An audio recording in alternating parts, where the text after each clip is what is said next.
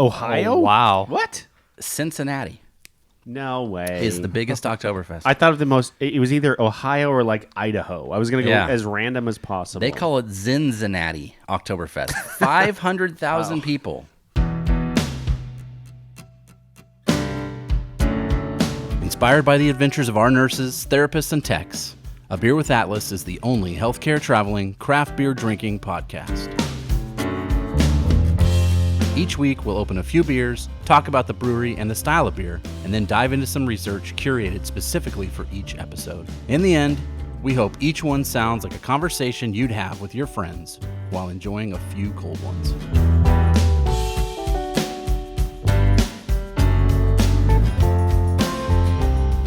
Okay, week 3. Welcome to another episode of A Beer with Atlas. I'm Rich. I'm Brian. I'm Dolan.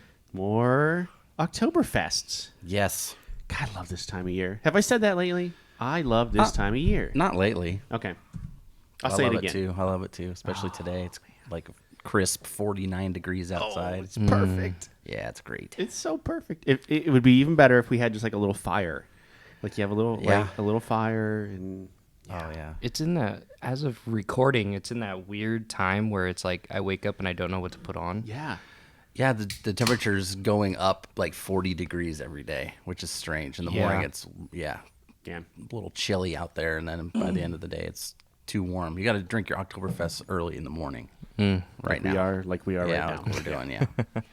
So, beer, Oktoberfest this week comes from local brewery Pint 9 Brewing, located right next to our friends Crosstrain at 10411 Portal Road in Papillion. That's right. Right next door to Brian's house. Pretty dang close. Yeah. This one's actually closer to me than Crosstrain. It is. By a few feet. But it's, you know, who's counting? So, first Pint 9 beer we've ever done. Yeah, So that's for sure. Now, you have said this has become your favorite brewery. Yeah. Tell me why. Well, one, price point is pretty, that's an important thing in the craft beer game. Two is they're approachable. The beers are not next level. There's not 30 adjuncts in the stuff, so they're all pretty, standard for as far as the styles go. But they do experiment quite a bit. They have pretty small batches, so they're turning over a lot of beer. And when you go there, it feels more like a neighborhood bar than a brewery. A lot of times you go to a tap room and you kind of just feel like a visitor, and in this one, they're the same people are at the same spot, the same every time you go and that sort of thing. So you've said that, like your father-in-law, this is like his favorite place to go. It's got his favorite beer currently in the entire galaxy, which is the Oso.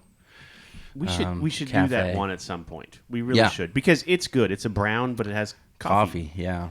It's a beer that beer drinkers like, and people that don't drink beer like. Like my mom is a big fan of that beer as well, so it's kind of strange, but it's good stuff. It's good people that work there.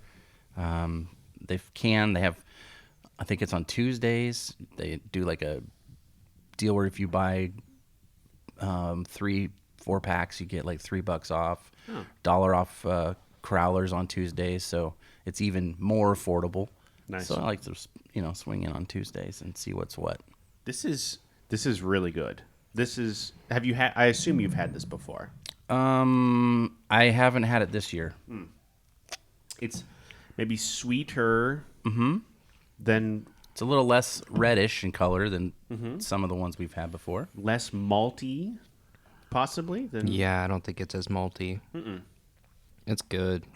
You like it? Yeah, it's really easy. It is. Really easy. Yeah. Easy is exactly how I would describe it. This is like even more approachable for people that are not into... This isn't like all the way Oktoberfest to me. You know what I mean? Right. Yeah, it's good. It's tasty. If you got Busch Light fan... that doesn't want to step out of his comfort zone. Yeah. This isn't necessarily that far away. Yeah. Necessarily. It tastes pretty good in this big old mug I brought.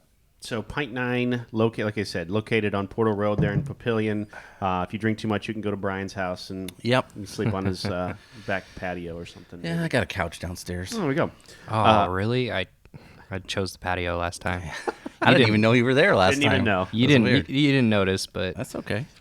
Like any good brewery, closed on Mondays, Tuesday and Wednesday 3 to 9, Thursday 3 to 10, Friday 2 to 11, Saturday noon to 11, Sunday noon to 8. Founded in 2017 by Jimmy Watson and Denny Heineck. Yep. Heineck, is that right? I think so. Have you met these guys? Jimmy's there every day. Every day? Yeah. He's a cool dude. Yeah. He used to be a brewer at Upstream for a long time. Yeah. And then they kind of decided that they wanted to try to do something on their own. And his wife is there. She's like, I don't know if she's the tapper manager, but she's also there almost all the time. They're the folks that when you go there enough, they know your name. And even when I'm in there with my mask on, they're like, "Hey, Brian, what's up?" Oh, very nice. Thank you. I wrote that down. They both started as home brewers. Right? Yeah. Surprise. Not, But then Jimmy and Denny met when they were working at Upstream together. But then Jimmy had worked previously to that at Empyrean too. Yes. He's been brewing for a long time. Wow. Yeah. Then just decided, you know what? I'm gonna do my own thing. I'm gonna try it. And so far, there's been some really good stuff coming out of these guys. But you're right. It's maybe more traditional-ish style.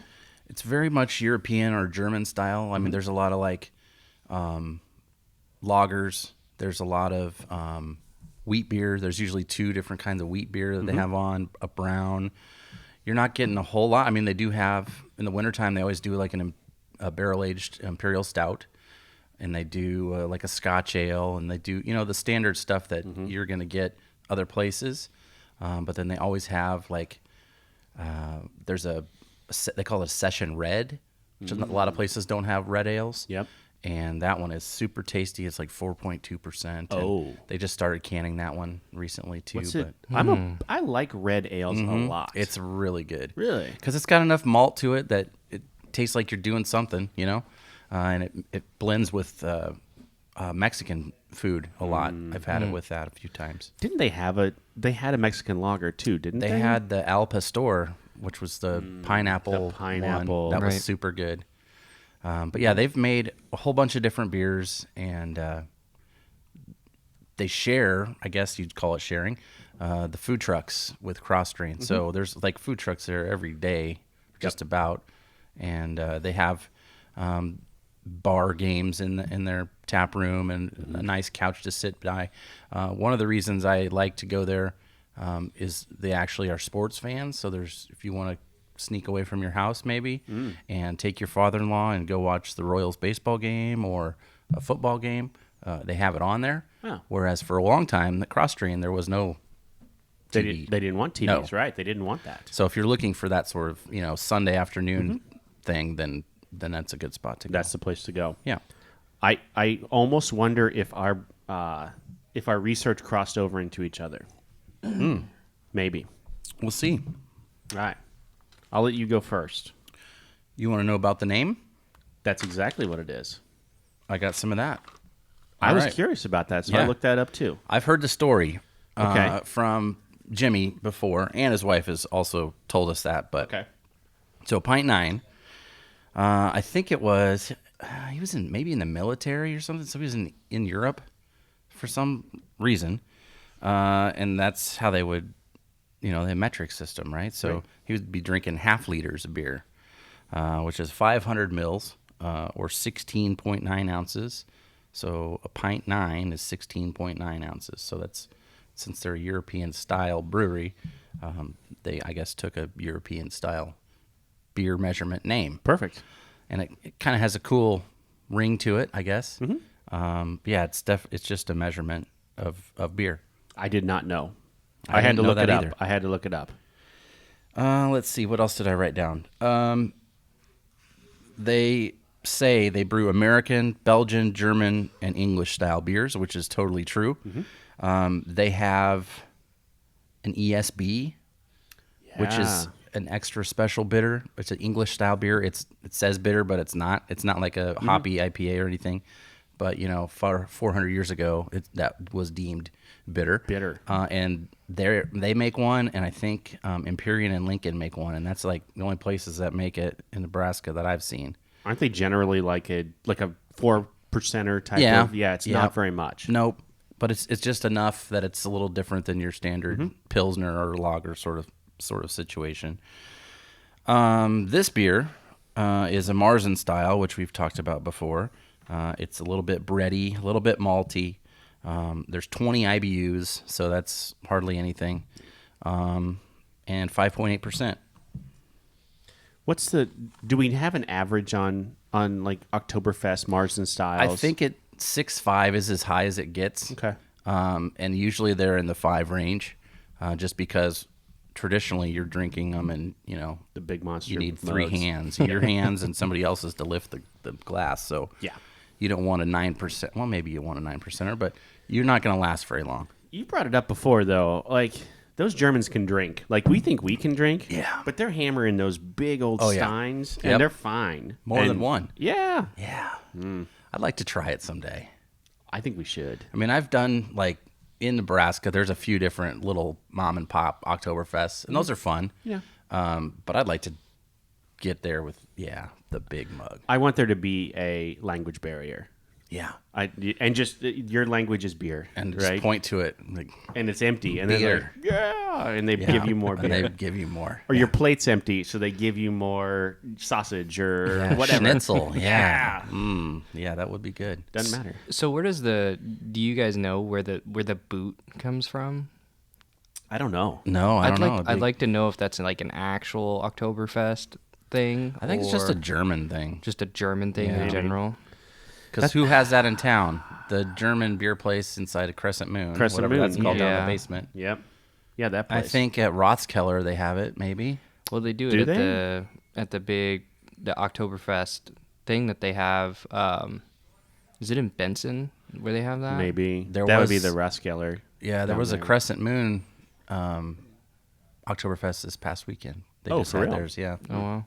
So it's Interesting. happening. This is the time of year. Yeah, we'll get into that next week when we've got like legit German. Couldn't read their website because it was in German. Yes. Yeah. Yes. I have a little bit more information just on some of the stuff about this place and why it's a little bit different or unique. This brewery we're talking about, they have, and we've referenced it at a couple different places before, but they have a mug club. Mm-hmm. So it's not unlike, I guess, Old Chicago kind of has the situation. It's kind of similar, but it's different. Yeah.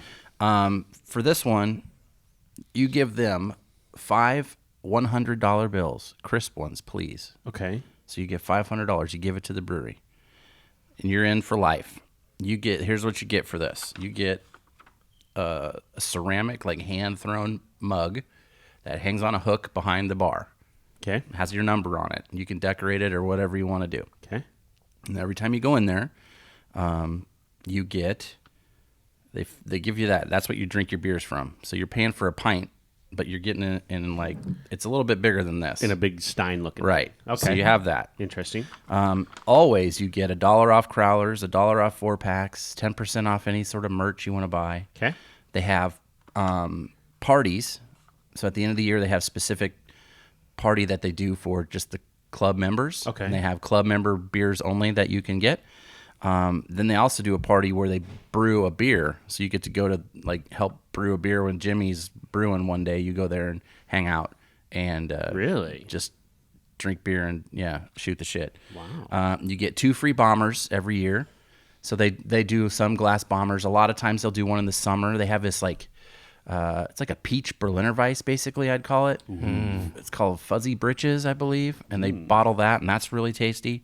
Then you get 4 free 4-packs every year, a free beer on your birthday, and then you get just like money off every time you go in to drink a beer. You get like $1 off your thing. For one time $500. Yes, And it's a lifetime. yes. And if it's your neighborhood bar, which I've seen in there, I think there's 80 mugs on the wall, Yeah. which is a lot, right? Yeah. But it literally is the place that people go every day. And there's a guy that I know that goes there every day just about, and he lives just across the street. And he was like, I've been watching these breweries be built from my backyard. And so he's a member there and goes there and hangs out every day. Would you say everyone knows his name? Yeah. Okay. Yeah, it's not Norm, but it's something like that. Evening, everybody. Brian. It is kind of how it is when you walk in there. Is it? They have a little patio outside that you can sit at. They've got a little, I guess they have, you can have, I was there one time and they had a birthday party, a surprise birthday party. Oh. And they just set it up in the brew house. So if you have like an event or something, they'll accommodate you in there and hook you up with places they brought in like a bunch of crock pots and had made a bunch of food and stuff. So they had that all set up for So really somebody. it's just like family, neighborhood kind of thing. That's what it's more of a bar. It feels more of like a bar that you would go to than a brewery. That's the main distinction, I would say. Okay. But I don't know. I mean, otherwise it's the same thing. They're making a bunch of beers and that sort. But that's the main thing. Is it's like a club, membership club, basically. Like you just go there and everybody knows you and you have your spot. And then I wrote down some other stuff just because we always talk about this little area of town, and we've mentioned the name of it before, but I wanted to write down exactly who's in the area. Okay. So they call it like exit 442, which is the number of the exit you take to get off on the interstate to find this place. Correct. And then there's a bunch of, I guess it just kind of happened by circumstance or whatever, but now it's a thing. There's a bunch of other breweries and stuff in the area. So if you're in Omaha, traveling through, or in Lincoln even, you want to make a day of it, then this is kind of where you can go. Take that exit 442 off the interstate and head south. Lucky Bucket is there. It was one of the very first Nebraska breweries. Yeah. They started their, was like pre-prohibition lager was one of the very first craft beers I tried ever. And that was, over 10 years ago, I probably would say. They have a huge Oktoberfest, and they usually do. I don't know if they did this year with COVID, but in the back of the brewery, they have a whole bunch of tents, and they have like polka band playing, and you can get food like sausages and stuff cooked up, and they have a pretty tasty Oktoberfest beer as well. Nebraska Brewing has a tap room up the street. Infusion Brewing has a brewery and tap room there. Crosstrain, Pint 9. And then there's 2 distilleries that are over there as well. Lucky Bucket has one basically next door. It's called Cut Spike, and they have like some award-winning whiskeys and stuff. And then there's one a little bit down the road. It's called Patriarch, which I still have not been to. I just literally found it the other day.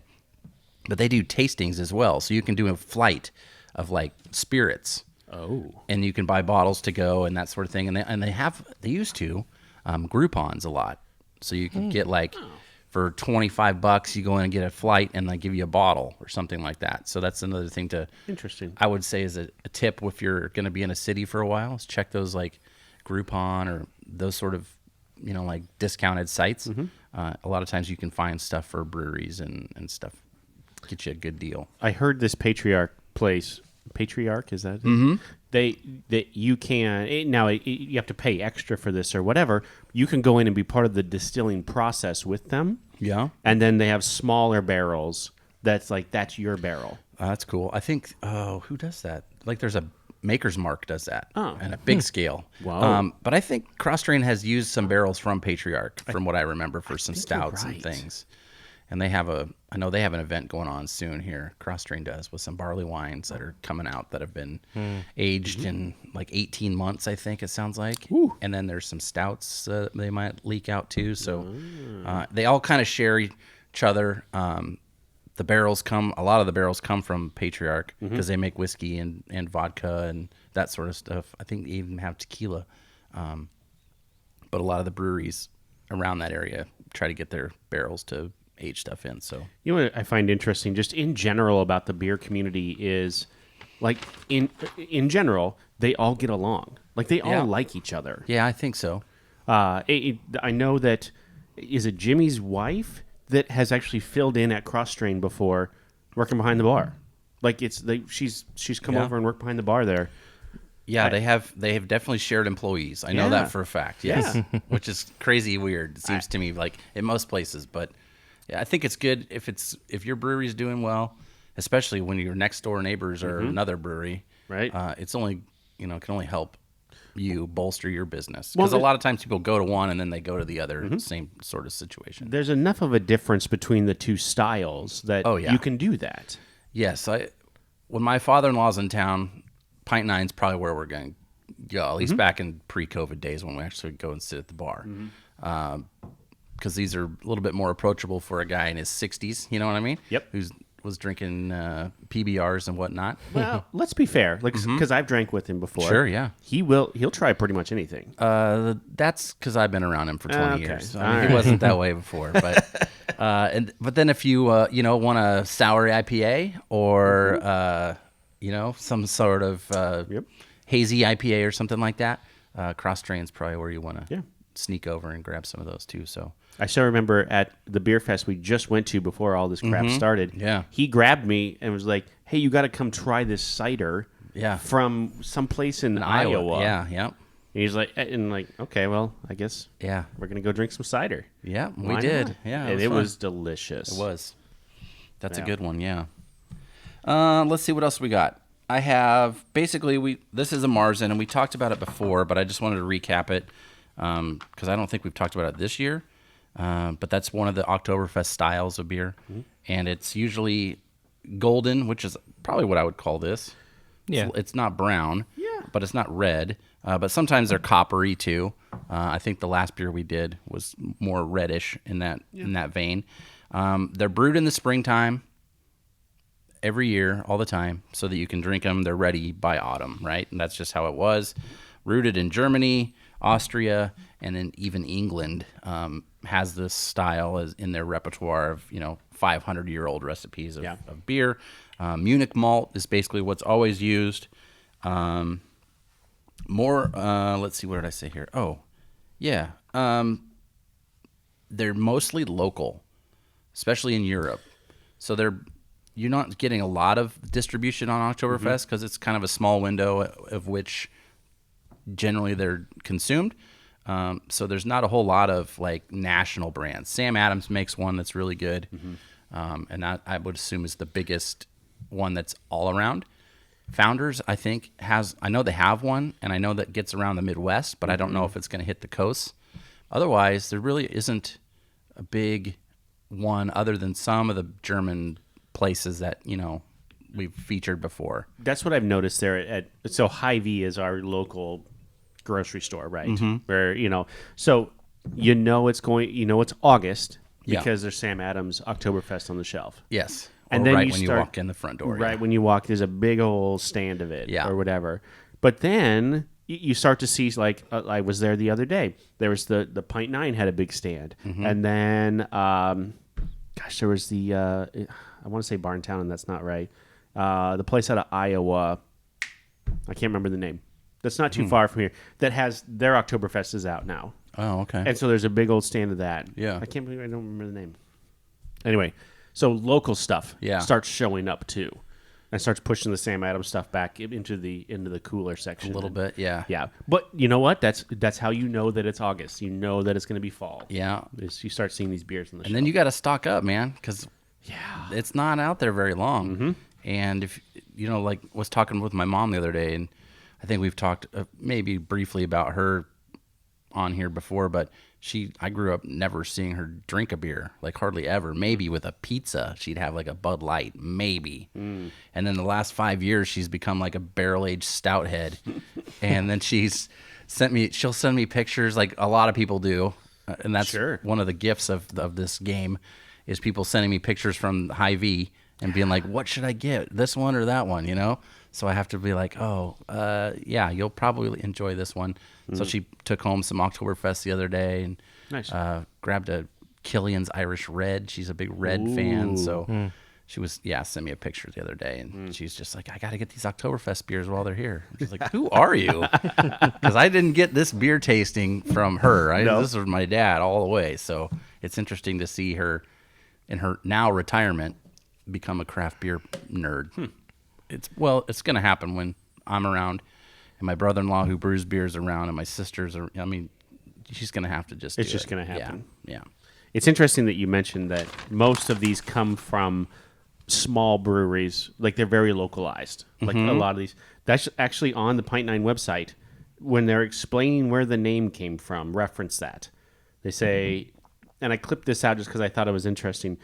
Before there were so many great American craft breweries, we had to get our good beers, good in quotation marks, from local bottle shops. Most of these highly prized beers came from fantastic little European cities and graced our shores with a 16.9 ounce bottle. We lovingly refer to those as a pint 9. Yep. So little tiny breweries, we'd get lucky and we would get some of these. Yeah. And, That's one of the kind of the fun thing about these, and I guess for Jimmy, he's been brewing, I think probably 20 years here or there.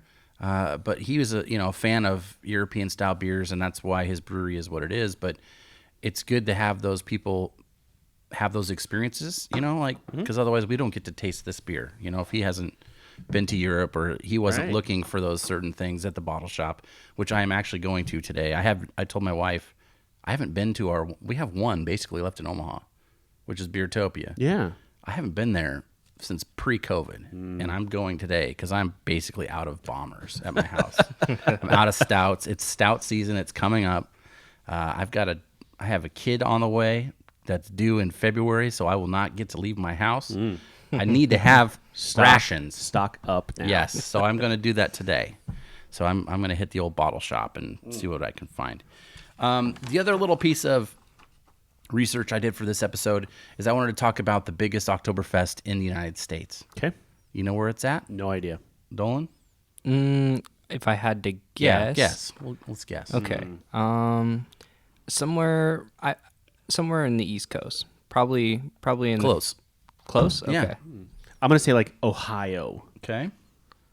I'm just going to go with like the New England area. All right. Well, Rich, you have the right state. Ohio? Oh, wow. What? Cincinnati No way. is the biggest Oktoberfest. I thought of it was either Ohio or like Idaho. I was going to go as random as possible. They call it Cincinnati Oktoberfest. 500,000 people come. This is the second biggest Oktoberfest in the entire world. So only in Germany is it bigger. Yes, every year. Isn't that crazy? So here's some of the things that you can do there, which I would not miss this. The running of the wieners. Oh, my God. It's a 100 dachshund race. So there's 100 different dachshunds running around to see who's the fastest wiener. What? The world's largest chicken dance. They set the Guinness Book of World Records in 94 with for crying out loud. 48,000 people. Now, I hate the chicken dance. Yeah. I also hate the dance you'll see at a wedding called the snowball dance, where they go. So it starts out with two people, usually the bride and groom, and they dance for a while, and then they go into the crowd and they pull you in, and it gets bigger and bigger like a snowball rolling down the hill. I hate that too. Dumb. Okay. I generally hate wedding reception dancing because I don't like to dance. I hardly danced at mine, and I don't want to be forced to dance. So I hate the chicken dance, and I hate that one. Like the dollar dance. Isn't the dollar dance just like dancing prostitution? A little bit. Yeah. But here's my wrinkle. This is what I like to do. This is a BP pro tip. Okay. I like to do the dollar dance, but I'll dance with the guy. Oh. So I role reverse it, drop him a 20, and then I dance with the husband. Perfect. Usually. That's what I do. Cool. The Oktoberfest, it is, unfortunately, I think was canceled this year, but normally it's September 15th through the 17th. It was started in 1976, so it's, 30 years, almost 40 something, 42? Okay. 40, where are we at? What year is it? I can't lot. math right now. 43. I think we're at 43 years. A lot. Now, here's some of the breweries that are there that you can get beers from. Okay. And some of these we'll know. So Rheingeist, Yeah. that's one that we've seen before, but they are also one of the breweries that makes beer for Trader Joe's. So if you've ever bought Trader Joe's beer, that's who brews it. They're a contract brew for them. Oh. Braxton Brewing Company is there. Bitburger Brewing Company is there. Bitburger. Yep. Okay. Yingling is there. Oh, of course. Great Lakes Brewing Company from Michigan. Oh, yeah. They have a lot of really, really good stuff. We get their beers here now, We don't do. we? Yeah. West Six Brewing Company was there. Taft's Brewing. Warsteiner, which I think, didn't you have in that bag? Did I see that earlier? He's got a Hogarden. Oh, you got a Hogarden. Okay. I had, resident Oktoberfest expert Lane Andreessen here in the office brought me a 12-pack of the Vorsteiner Oktoberfest, which is delicious. Yeah, they've been doing it for a while, Ooh, so boy, they know it's what's good. up. Another one that's there, let's see. They have similar to in Germany. You know how they have the tents in the buildings that are sponsored by breweries. Sierra Nevada has a tent there, Of course. and they have a pretty good Oktoberfest. Spaten has a tent there. Erdinger has a tent. Weissbrauer, I don't know that brewery, but they have a tent there. Oh boy, there's my sloppy handwriting. Westefan, Weistefaner? there you go. They have one, and they sponsor the entire beer garden. Oh. Steve Seitner's favorite Oktoberfest is a Weistefaner. There you go. And then Kentucky Ale Fest, they have a tent. So I guess they just got it in Nebraska recently. I used to get them in Iowa, and it looks like, is it a rook in chess? The horse piece? The Knight? There you go. That one. Okay. So it looks like that. It's on their label, but almost all their beers are barrel aged because they're from Kentucky. Oh. So they have a barrel aged Oktoberfest that they sponsor. But they do now carry their beers here in Nebraska. I saw them at HyVee last time I was there. But they make like pretty legit stuff. I've never heard of them. Yeah, they're pretty new to Nebraska. I didn't know we had them here. But their barrel aged like stout is legit good. So I'm just thinking ahead here because I'm so starved for anything. Yeah. Because we've not been able to do anything. Yeah. We have friends in Cincinnati. Our friends at Talamed are in Cincinnati. Okay. Beer guys. Yeah. These guys are beer guys. What if we get together with them? We bring a bunch of travelers out and we go to this Oktoberfest next year. Oh, that'd be amazing. I'm That in. would be amazing. I kind of like this idea. Because I'm guessing somebody there's been to it. Probably. You know what I mean? Yeah. Because if it's 500,000 people, I guarantee you somebody's been there. I'm going to start working on those plans right now. All right. We do that because I've never been to one. And oh, man. And there's plenty of, and I know this because of listens on SoundCloud and Apple Podcasts. Like there are plenty of travelers that listen to what we do here. Yeah. There are plenty of traveling healthcare professionals that like beer Yeah. and that work for us that would go to this with us. That would just go hang out and Yeah. I mean, what an Just wanna have experience that fun. would be. Right. I mean, it's kind of like a beer nerd's dream, really.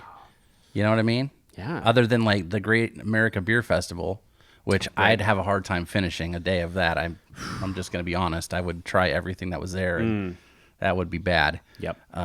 This also would probably be bad, but I'm willing to give it a shot. I'm all in. Yeah. I'm all in. Just we'll veto power on the recording, but yeah, I'd like to try it too. I'm gonna start working on those plans now. All right, sounds good. Yeah. Oh boy, that would be fun. That would be a blast. I would assume by then, hopefully, we would be back A running. year from now? Yeah. I hope so. Who knows? I'm hoping. I hope so. Let's just put it out there. It's going to happen. Yeah. That's all we can say about that. Wow. Okay. Well, let's look at Untapped. Okay. So you said you've had this before, so this isn't the first year that they've done it. Correct. I think this is the first year they've canned it, I believe. But I'm pretty sure I would have had it on tap previous years. I think it's been around 2 or 3 years. Same as Crosstrain. So definitely not a ton of check-ins. 218 total. Yeah. So not very many. Wow. Where do you think we land? I'm gonna go. I'm gonna talk myself out of being right. It's not a beer nerd brewery, right? So it's not Right. a lot of untapped people. So Right. more than 200 people have drank this beer, Right. but only that many people have had Untapped and checked it in. So I'm gonna say it's 3.44. Don't. Wow. I'm gonna go 3.68.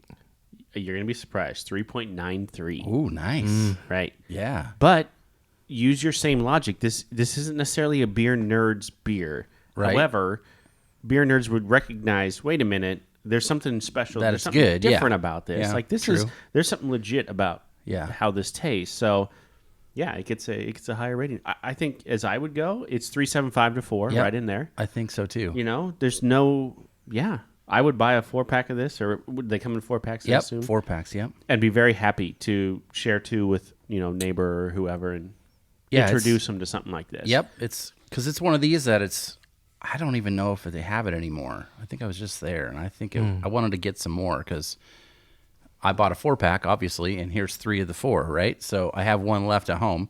Yep. And I wouldn't mind having another 4-pack, but I think they were all gone already. They go quick because they're small brewery, right? So their canning sizes aren't. You're not getting the distribution that you're getting at other places. No. And they turn over really quick. They have 9 taps, 10 taps, something like that. It might be 12. Sure. It might be. When they first opened, they had 5. And it was kind of fun to see.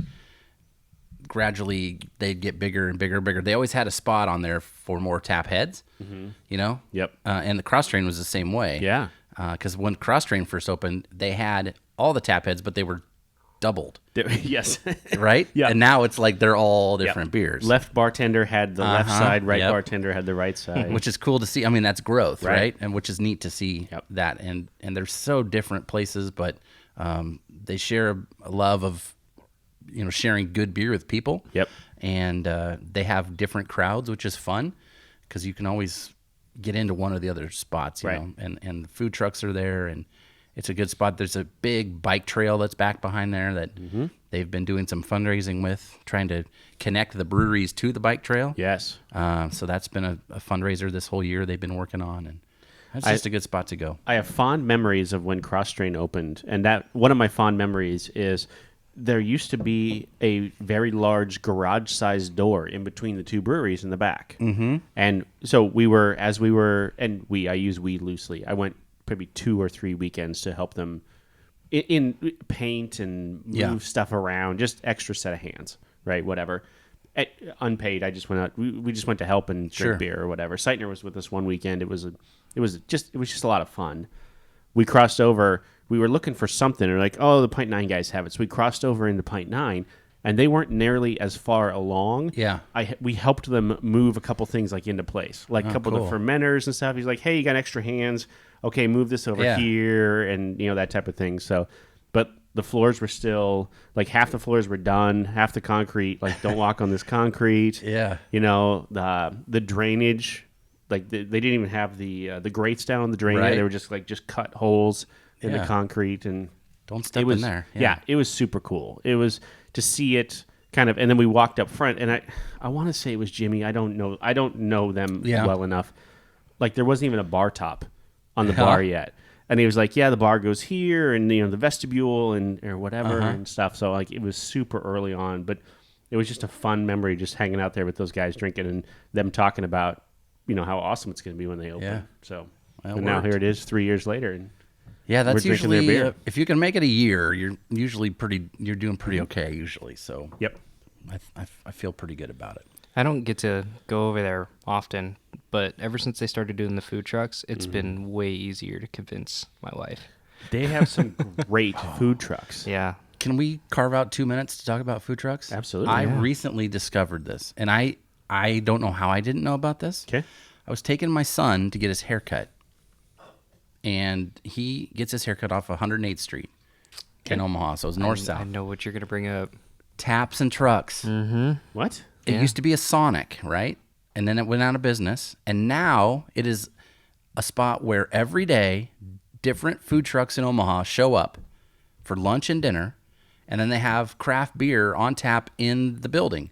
So you can walk up and get a beer, and then you get whoever's there. Wonton John's was there the other day, or Dire Lion, or Cheese Life. Some of the big ones that are in Omaha. I think Every day there's different trucks, and it's a craft beer spot. So you can get your beer, sit there at the old tables or sit in your car or whatever, and it rotates. And I had no idea it even existed. And I was like pretty pumped to find out it's pretty close to my house. weird. So it's like another craft beer spot in this 442 exit area. You just have to go north. Amazing. So I think my friend Kevin Burgess has talked about this before. Yeah. But I didn't know where it was. And quite honestly, I didn't believe him. It's like 108th and Q, basically. Where it is. We talked about it in our last brand meeting when we were trying to find some taco places. Yeah. 108th. And I was thinking maybe they'd have some taco trucks out there, and I think they definitely have. Oh, I'm sure. But they have a Facebook page that they update every day with who's going to be there. And it's definitely craft beer that's on tap. It's not like Bud Light Sure. pitchers or anything. I'm just trying to imagine where this is, and I cannot imagine where it is. It's 108th and Q. You know where the Raising Cane's is? Right across the street from Raising Cane's on the south side. It's just south of the bank. South of the bank. It used to be a Godfather's there. Yeah, it was a Godfather's, and before that, I think it was a Sonic or something like yeah. that. It's right next to this like a retirement community. So it's in between that and the corner. Holy smokes, I know exactly where that is. Yeah. And now it's a legit place, landing spot for food trucks and craft beer. This is, please don't ask for my man card here. The Gloss Salon is right across the street. Yes, it is. My wife got her hair done there before we got married. There you go. okay. So you know where it is. I know exactly where this is now. Yeah, and then what else is on that corner? The Studio 108, where we take all of our headshots for the website. It's across the street. I mean, so maybe we need some headshots. See, this is, There you go. And this goes back to when you're in a new area, just go explore. Yep. Because you're never gonna, you don't know. Well, normally I would take the interstate to get to this place because it's in Rockbrook, right? So I would normally just hop on the interstate and sneak around that way. But this time I decided just to take the main arterial road. Yeah. And I found this place and I was like, holy crap, I didn't know this existed. Did you get to stop? No. Oh. But I'm going to. So I have not done it yet either, but every time I drive by, I get the urge to stop, but I'm always doing something, so I don't. So the one I saw, and I just recently found, like 2 weeks ago, found it. And there's this, I think it's called Wonton Joe's or something like that, or John's. It's one of those names. They have a poutine breakfast burrito. Yeah. That's like their My specialty. gosh. Yes. And that's where it's usually at. Every Sunday they're there selling this at like 9 o'clock in the morning, and it's a breakfast burrito with poutine in it. Yes. And that's their big seller, and they're there until they're gone. And it seems like they're gone pretty quick. Oh, my and gosh. they are a food truck that was now popular enough that they're going to have an actual restaurant Really? in that same kind of area, it sounds like. So, but they're always going to have the food truck on Sunday there, they said, because it's just been such a big hit in the last few weeks. So if you're in Omaha, check it out. I feel like this is like an 80s cartoon. So at the end of it, we need to have some sort of lesson that you've learned from today. You should go explore. Yes. should go Wherever you're explore. at, go drive around and see what's what. See what you'll find, a burnt out Sonic that's serving beer and really good food truck trucks. food. Yep. All right, well, there you go. All right, one more week left of Oktoberfest. Next week, we are going to Germany. Yeah, we're going about as traditional as it gets. We're going to end it right. Yeah. Like I said, doing my research, it was difficult because a lot of the stuff there online was in German. Yeah. Google Translate was my friend. So. All right, Brian, we're not going anywhere for a while. Let's have another beer. Thank you for listening to A Beer with Atlas. Special thanks to our brand team for producing the show. Each episode of A Beer with Atlas is powered by Atlas MedStaff, an industry leader in travel healthcare staffing.